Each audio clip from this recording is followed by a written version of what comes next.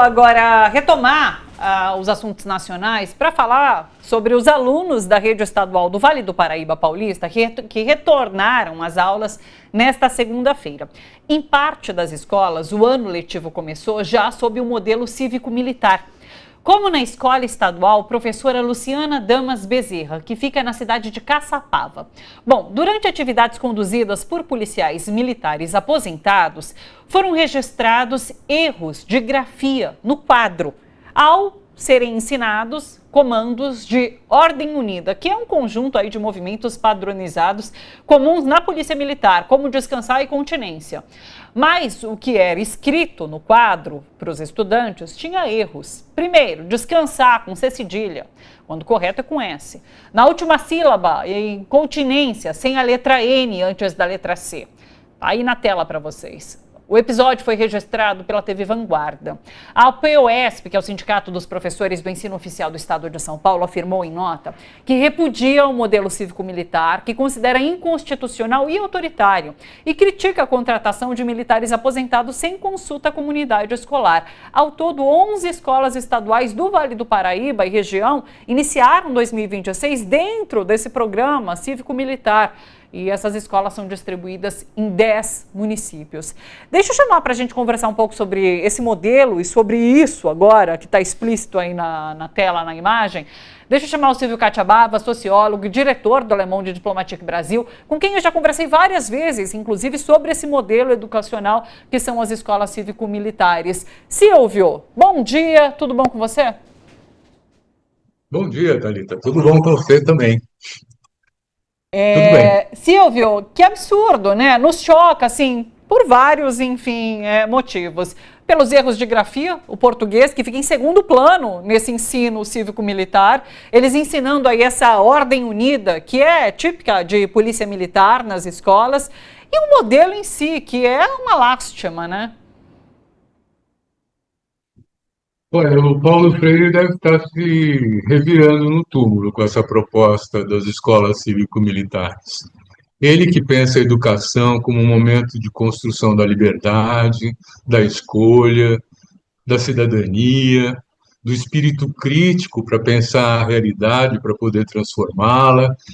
Esse, esse instrumental todo no processo de educação para formar cidadãos que sejam capazes, né, de se integrar à sociedade numa perspectiva de construção de bem-estar, de cooperação, enfim. O Paulo Freire é uma referência mundial e ele tem uma proposta que é absolutamente contrária à das escolas cívico-militares. Eu queria lembrar também um outro grande educador, o Darcy Ribeiro, né?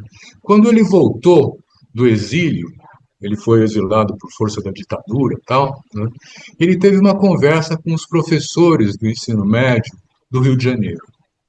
E os professores diziam assim: está muito ruim o ensino, a gente não tem instrumentos, não tem equipamentos, o salário dos professores é horrível, as condições das escolas são muito precárias, a educação está muito mal.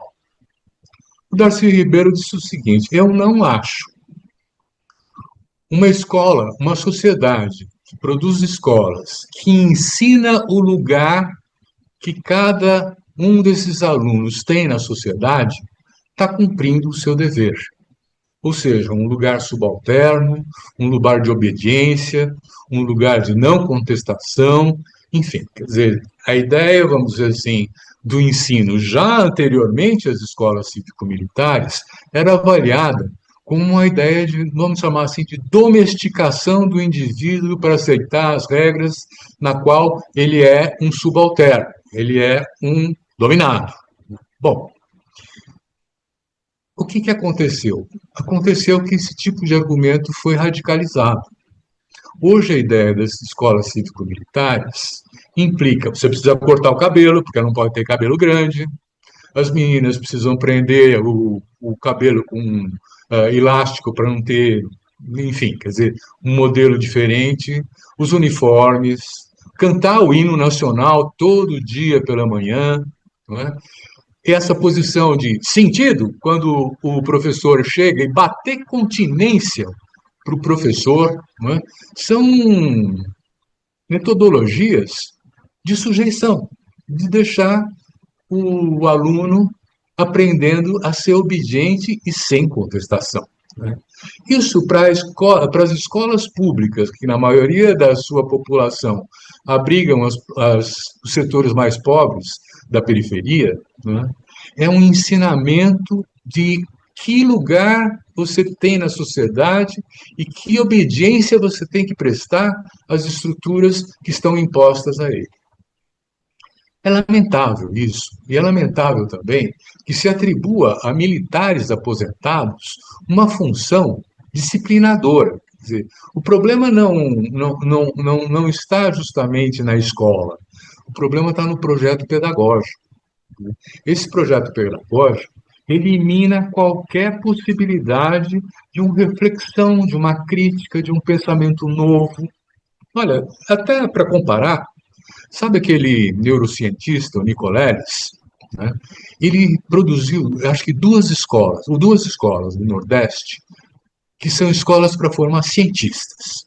O que tem lá? Não tem aula, não tem programação. O aluno chega lá e fala, ensino médio, né? Olha, eu queria saber por que o avião se sustenta no ar. Então se desenvolve todo um conjunto de elementos de formação que fazem com que esse aluno aprenda um monte de coisas sobre física, sobre clima, sobre matemática, sobre português, a partir das suas preocupações. Eu quero saber por que as plantas germinam a partir das sementes. Também aí vai ter um aporte. Veja bem, quer dizer, o que essa escola está focando é a capacidade de reflexão, de entendimento da realidade, de discernimento, né, que esses alunos têm. E aí a ideia é de formar cientista, formar pessoas que perguntam, que questionam e que podem fazer avançar o conhecimento, né? A Embrapa, por exemplo, é um grande exemplo de... Por exemplo, é um grande exemplo, é ruim, né? De pesquisa, de desenvolvimento, né, que é capaz de fazer avançar o conhecimento científico. Bom, eu penso que a problemática é mais complexa, porque se a escola está fazendo isso, há também uma aceitação da comunidade. Eu não sei o rigor das pesquisas que foram apresentadas nessas manifestações de apoio às escolas cívico-militares, né? Mas não conheço a metodologia dessas pesquisas para dizer o que. Mas a população apoia. Dizem que 70%, 80% dos pais, alunos, professores apoiam, dos alunos não, dos professores, apoiam essa iniciativa das escolas cívico-militares. O que está por trás disso? O sociólogo Udarit, ele fez uma pesquisa sobre as escolas cívico-militares, né? E aponta também, né, as características, os limites. Vale a pena dar uma olhada nisso, né? E o que a gente vê, né, é a imposição de regras que eles têm que obedecer. E essa é uma metodologia de ensino. Aprendem a obedecer para o resto da vida. Sim. Então, é uma questão complexa isso, né? É um modelo de sociedade que está sendo pregado. Um modelo dizendo assim, olha, o cidadão de segunda classe não apita, não tem participação, tem que obedecer e tem que ser disciplinado. É lamentável que isso possa ocorrer. Eu acho que esse é o ponto, realmente, é um ensino para obedecer, né? Então você foca ali numa classe mais baixa e ensina a obedecer, a submissão, a ordens militares. E a gente vê que o português, por exemplo, a pedagogia de fato fica em segundo plano. Laura, Glauco? Não, eu queria dizer que ainda bem que eles só escreveram, porque se eles fossem fazer contas, provavelmente a performance seria ainda mais desastrosa.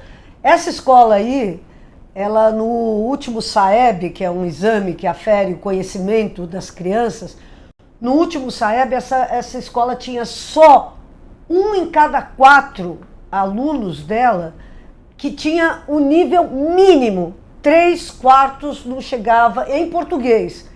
Já em matemática, o nível dessa escola era o seguinte, de 1 só em cada 10 tinha nível mínimo, o resto tudo era inadequado. Então, é uma escola que, pelo contrário, quer dizer, você tinha que estar levando pessoas que ensinassem para eles as belezas da língua escrita, né? A poesia, a ler, a aprender o significado e tal. Olha o que está sendo ensinado para essas crianças, descansar sentido e continência.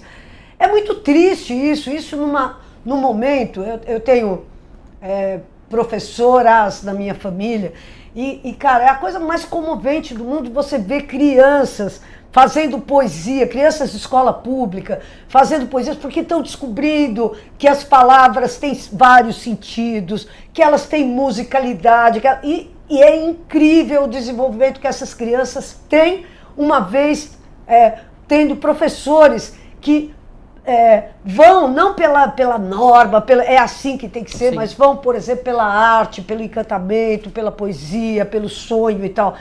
É isso, esses caras, essa escola, infelizmente, e o governo do Estado, infelizmente, acredita nesse modelo. Esse modelo de que, para pobre, para pessoas vulneráveis, é isso, ensina a obedecer que já está de bom tamanho. É uma tristeza. Glauco. Fui até ver aqui, Laura, qual foi a justificativa da Secretaria de Educação quando foi confrontada com essas imagens, né? E aí eles emitiram uma nota dizendo o seguinte, aspas, todo o conteúdo pedagógico elaborado e aplicado pelos docentes da escola e neste início de implementação, os monitores estão passando orientações sobre as atividades de disciplina e promoção de valores cívicos. Quer dizer, não só ter uma visão totalmente conteudista do que é o ensino, quer dizer, a gente tem professor para dar conteúdo, mas quem ensina disciplina, entre aspas, sim, e valores cívicos são os monitores. E eu fico imaginando, né, que provavelmente tem alguns alunos ali que sabem que descansar não é com C cedilha. Mas será que eles poderiam falar para a pessoa, levantar a mão e dizer, escuta, está errado ali na lousa? Ou será que essa disciplina, entre aspas, impede com que eles façam essa correção simples do monitor, já que o monitor pode ser corrigido, porque segundo a Secretaria da Educação, ele não é professor, até um professor pode ser corrigido, eventualmente, se ele erra, porque isso faz parte, inclusive, do diálogo, né, digamos, da noção freiriana de educação, né? Agora, não é isso que a gente está vendo aqui em São Paulo, e duvido que alguém, uma dessas pessoas, do próprio governo do estado, que defendem esse modelo de educação, coloquem o filho numa escola cívico-militar. Aliás, essa imagem que a gente viu é de uma reportagem da TV Vanguarda, lá nessa escola de Caçapava. E a TV... Presta atenção, olha essa cena. É pura poesia essa cena, porque a moça que está encarregada de, sim, receber as crianças está batendo continência. A criancinha vem e bate continência. Mas ela bate continência, aquilo não basta, ela vai e abraça. É muito lindo, isso é a humanidade... Bonito. Se impondo, né, sobre a disciplina. Perfeito. Vai e abraça a outra. É linda essa cena. A reportagem da TV Vanguarda, ela tem um momento constrangedor, hein? Você falou sobre esse monitor, né? Ele é chamado a atenção de que ele escreveu errado. E ele não percebe o erro de fato, porque uma pessoa o chama para falar que está errado, ele vai lá, olha, não percebe que está errado, ele vai lá conversar com uma segunda pessoa para depois, enfim, dar conta daquilo. Aí, né, a imagem de novo. Que bonitinha. Muito bonitinho. Diga, Silvio. Então, eu acho que a gente tem que olhar também uma outra coisa. Por que está tendo apoio de comunidade essas escolas cívico-militares? Imagina o seguinte, você está com alunos que já estão começando a ficar adolescentes, né, e que há um impasse, né? Quer dizer, qual é o futuro desses alunos em termos profissionais? Como é que eles estão sendo acolhidos pela sociedade, então, né? E a opção pela droga, né? Quer dizer, se você não tem emprego, você vai fazer o quê? Ou você entra para a igreja evangélica, né? Ou você entra para o narcotráfico, né? Então, quando os pais falam assim, agora tem militares na escola, eles estão entendendo que a escola se transformou num lugar mais seguro, né? Então, a questão do medo e a questão, vamos dizer assim, do risco dos seus filhos se desviarem de uma conduta para uma conduta criminosa, eu acho que faz com que a população fale, melhor a escola cívico-militar, que me garante que a escola não vai ser ameaçado pela droga, melhor a disciplina do que deixar esses meninos à vontade por aí, correndo o risco de serem cooptados pelo crime, né? Então, o problema também não está só na escola, quer dizer, o problema está numa sociedade onde as alternativas para a juventude estão cada vez mais escassas, né? Qual é o futuro dessa moçada? Eles vão virar o quê? Entregadores de pizza? Eu acho bom porque um fato como esse levanta todo esse debate, mais uma vez, em relação a esse modelo cívico-militar. Silvio, muito obrigado, um prazer recebê-lo sempre. Beijo, boa semana por aí, até terça. Beijo, uma saudação para você, para a Laura, e para todos que nos assistem. Até, beijo. Deixa eu trazer aqui rapidamente uma notícia.